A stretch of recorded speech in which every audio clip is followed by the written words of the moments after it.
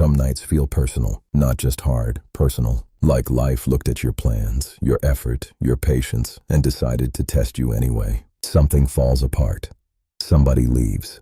The answer you wanted never comes. And if you're not careful, you start telling yourself a story, a dangerous one, that this means something is wrong with you, that maybe life gets easier for everyone else, that maybe you're the one person it keeps choosing to hit. But Stoicism begins with a brutal correction. Life is not against you.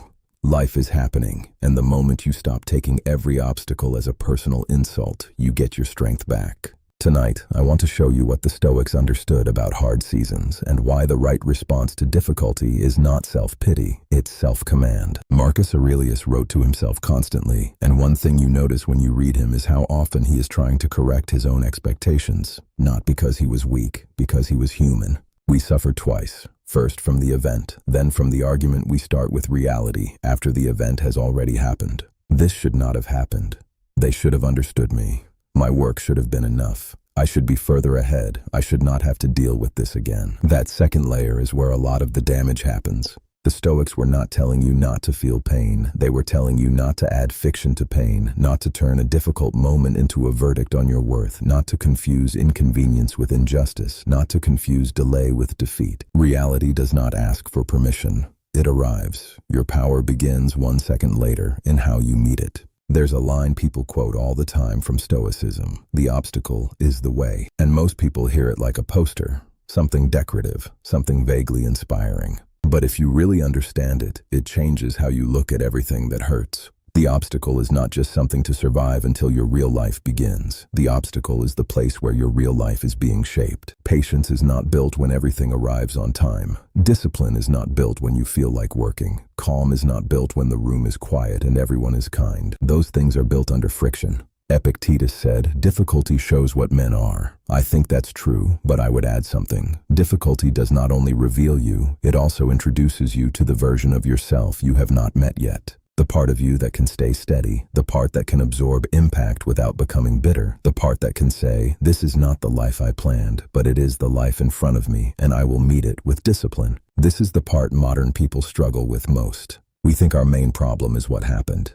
The Stoics would say the larger problem is often what happens next inside our own mind. One event becomes 10 stories. A setback becomes an identity. A rejection becomes proof. A bad week becomes a philosophy. And once your inner voice starts talking like that, your energy drops, your standards drop, your posture drops, and before long, you're no longer responding to life. You're obeying a mood. Stoicism is not emotionally dead. It is emotionally disciplined. It asks you to stand guard at the gate of interpretation. What are you making this mean? Are you telling yourself the truth, or are you narrating yourself into weakness? Because if you can interrupt that inner collapse early, you change the whole night, maybe even the whole season. So here's a Stoic practice for nights when life feels heavy. Write down the thing that is bothering you. 1 sentence. No drama, no performance, just the fact.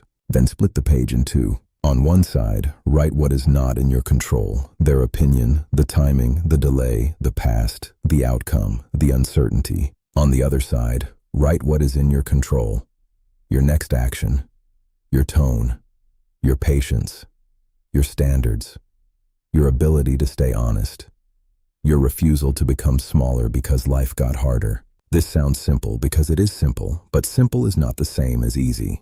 The point is to stop handing your nervous system a problem it cannot solve. You do not need to solve tomorrow at midnight. You need to carry yourself well tonight. That is enough. More than enough, actually. If life feels heavy right now, I want to leave you with this. You are not being singled out. You are being shaped. That does not make the pain fake. It does not make the loss easy.